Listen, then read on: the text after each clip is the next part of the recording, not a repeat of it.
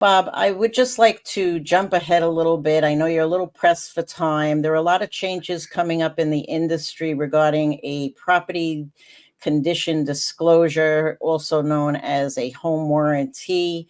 Always in the past and up until tomorrow, we've always been able to have the seller pretty much waive filling it out, pay a $500 penalty as long as it's not a probate case or something like that, in which case then they don't have to pay the $500 fine. But this new property condition disclosure that they're giving out, can you just give us a little bit of idea of what you may have heard so far in the industry? Also, people should note that they should speak to their own attorneys. We are not giving legal advice here. A lot of this is up in the air. These are changes that, like I said, are just being implemented on March 20th of 2024, so in a couple of days. And we're all trying as an industry to put this together and get on the same page. I know on the broker side of things, we are being told that we should simply give the property condition disclosure, which is something that says all these different things about the condition of things within this property that we have going to be for sale. And so we're being told to let them go talk with their attorney about it. And we're simply going to have the seller sign a statement that says that we gave it to them. And I'm just wondering on your end how you might be handling this since it's going into effect in 2 days. Well, just a couple comments. Really, no attorney knows how they're going to handle this. This was a law that was changed without any input from anybody in the real estate industry. These are people up in Albany who have probably never been a real estate lawyer, a real estate broker, sold or bought properties that are trying to be do-gooders for everybody else. And, you got the common law issue of caveat emptor, let the buyer beware. That applies in a lot of life.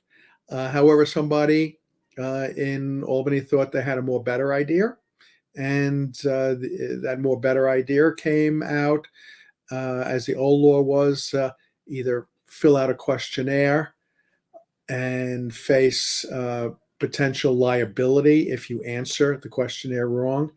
You could answer it true, false, or unknown, or I don't know. So anytime you answer a question with 3 choices, someone can pick on you and say, really, you didn't know it was true, or really it's false, or really unknown. So there was a $500 credit that could be given to the purchaser, probably with the idea in the back of their mind, let the purchaser go out and hire, an engineer to find a, to do an inspection and give them their idea. And that would sort of, balance out the scales of justice. So everybody, without exception, gave a $500 credit. Why?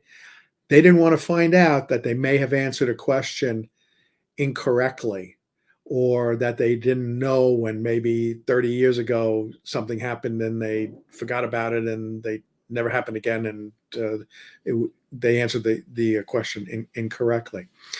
So somewhere along the line, though, that was working fine. But somewhere along the line, someone decided to change it, and the law is changing tomorrow. And you can ask 10 lawyers what they're going to do, and 10 lawyers are going to say probably they don't know what to do. What I think is the prevailing thought is to have the purchaser waive in writing the requirement of a disclosure law and give them a $500 or $1,000 credit and tell them, to be used for a home inspection to satisfy, yourself. Now, some people are saying, well, if it's a law, don't they have to follow the law? Well, lawyers being lawyers, we analyze this, and we felt that there are laws out there that say you cannot waive this law. And that seems pretty clear. However, this law, in its most current form going into March 19th, March 20th, doesn't have that provision. It doesn't say you cannot waive this. So lawyers are saying, if it doesn't say it, you can waive it, and we're going to force the other side, to waive it, and we're going to give them $500 or $1,000 and urge them to, get their own home inspection, rather than rely on representations of homeowners. Sure, there may be a bad homeowner out there that's trying to hide something, but the majority, look, have lived in the house for 10, 20, 30 years. They don't on a daily basis do an examination of their property. I actually always urge my sellers to do a home inspection before they put their house on a market. Why? So it just takes a whole slew of topics off the table, like, there's a leaky faucet, or there's an electrical panel that's not covered. Have your own inspector come in, do your own home audit, in a sense, so that there's nothing really to discuss or argue about. But in any event, it's going to be interesting how this law really percolates. I know it's going to put a lot of time into me explaining to my client, either the seller or the buyer, how they should proceed, then negotiating back and forth with the lawyer. So it's going to take up a lot of time. And it was also pointed out at some of the seminars that I attended that no one will really know the answer to this question until 10 years from now. If someone brought a lawsuit, shortly after this law goes into effect, they would probably start an action. Take a while for the lawsuit to come to fruition. Then someone will appeal, and then the winner or loser of that will probably appeal. And as you know, with lawsuits, as it winds its way through the system, could take 5 to 10 years. So no one will really know the answer of what to do, for a while. So we're all sort of gambling. We're hedging our bets as to what, trying to make the best decision that we can for our clients. But the law isn't.